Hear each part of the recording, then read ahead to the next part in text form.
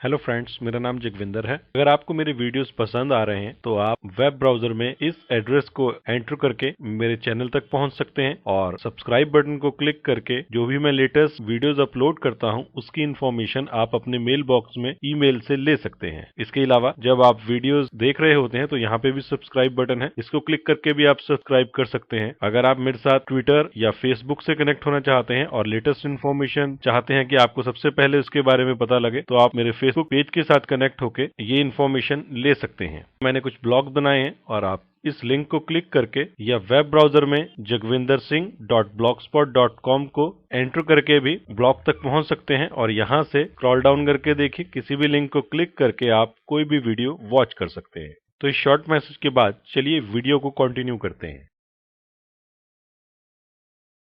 Hello friends, मेरा नाम जगविंदर है। एक्सचेंज सर्वर 2010 इंस्टॉलेशन पार्ट 1 के इस सेशन में आपका स्वागत है। चलिए इस सेशन में हम एक्सचेंज सर्वर 2010 को इंस्टॉल करने से पहले अपने एनवायरनमेंट या ऑर्गेनाइजेशनल सेटअप को जान लें। हमारे ऑर्गेनाइजेशनल सेटअप या हमारे एनवायरनमेंट में जो चीजें हमने प्री इंस्टॉल कर रखी हैं, हम उसके बारे में जानते हैं।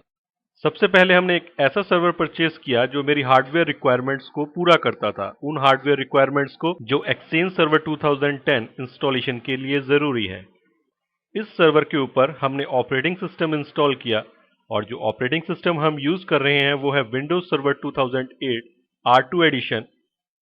इस सर्वर का नाम हमने रखा EX1 और उसके बाद हमने इसके ऊपर एक्टिव डायरेक्टरी इंस्टॉल करके इसको डोमेन कंट्रोलर बनाया। और क्योंकि मेरी active directory without DNS work नहीं करती है, इसीलिए इस सेम सर्वर को हमने DNS सर्वर भी बनाया।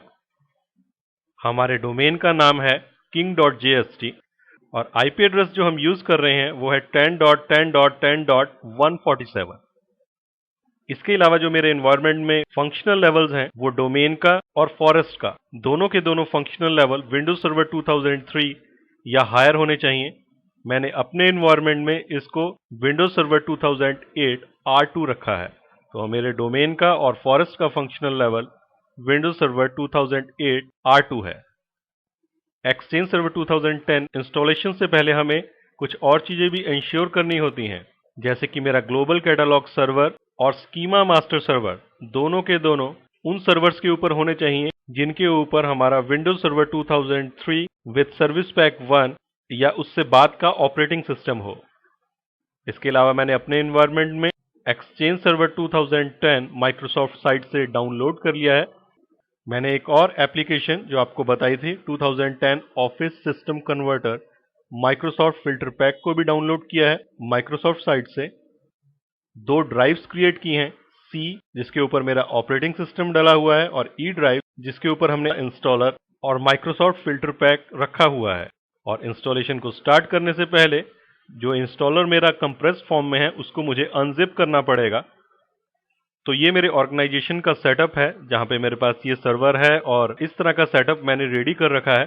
तो चलिए एक्सचेंज सर्वर 2010 इंस्टॉलेशन से पहले अपने सर्वर पे जाके इन सब चीजों को चेक कर लें। तो इस समय मैं उस सर्वर के ऊपर आ गया हूं जिसके ऊपर हम एक्सचेंज सर्वर 2010 सर्वर को डिप्लॉय करना चाहते हैं।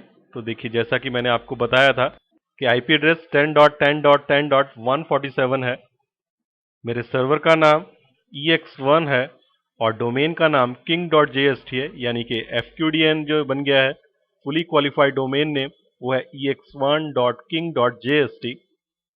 रोल्स में DNS सर्वर और ADDS रोल इंस्टॉल्ड है और फीचर्स में हमारा group policy management, remote server administration tools, .NET framework 3.5.1 pre installed है।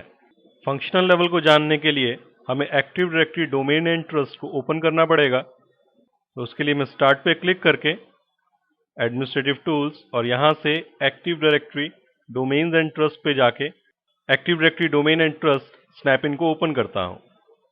यहाँ पे active directory domains and trust को राइट क्लिक करता हूं और यहाँ पे एक ऑप्शन है रेज फॉरेस्ट फंक्शनल लेवल। तो देखिए आपके सामने लिखा आ रहा है कि current forest functional level is Windows server 2008 R2।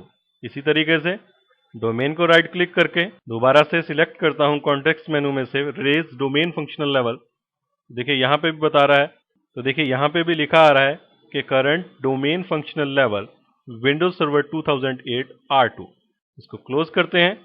अब जरा अपनी ड्राइव को चेक करते हैं, तो उसके लिए स्टार्ट कंप्यूटर, और देखिए यहाँ पे दो हमारे पास वॉल्यूम्स हैं, जिसमें मैंने एक ई वॉल्यूम में मैंने एक डेटा नाम का फोल्डर बनाया है, और इसमें मेरे पास एक्सचेंज सर्वर इंस्टॉलर और Microsoft office 2010 filter pack available है। Exchange server 2010 installer pack compressed format में होता है, और इसको अनजिप करने के लिए इसको डबल क्लिक करते हैं, और देखिए आपसे पाथ पूछ रहा है कि कहाँ पे आप इसको एक्सट्रैक्ट करना चाहते हैं। तो आप इसको कोई भी पाथ दे सकते हैं। तो हम यूज कर रहे हैं ई ड्राइव में EX नाम का फोल्डर, जहां पे ये फाइल्स एक्सट्रैक्ट हो जाएं। हम ओके करते हैं। तो देखिए एक्सट्रैक्शन कर रहा है। तो देखिए एक्सट्रैक्शन कंप्लीट हो गया है। ओके प्रेस करते हैं और चेक करते हैं कि ये फोल्डर यहाँ पे अवेलेबल हुआ है ई ड्राइव में कि नहीं। तो देखिए ई ड्राइव में एक नया फोल्डर बन गया है, और इसमें कुछ फाइल्स एंड फोल्डर्स और आ गए हैं, जिसमें इंस्टॉलेशन प्रोसेस को स्टार्ट करने के लिए एक फाइल है सेटअप। तो एक्सचेंज सर्वर 2010 इंस्टॉलेशन पार्ट 1 के इस सेशन में हमने अपने एनवायरनमेंट या ऑर्गेनाइजेशनल सेटअप को देखा।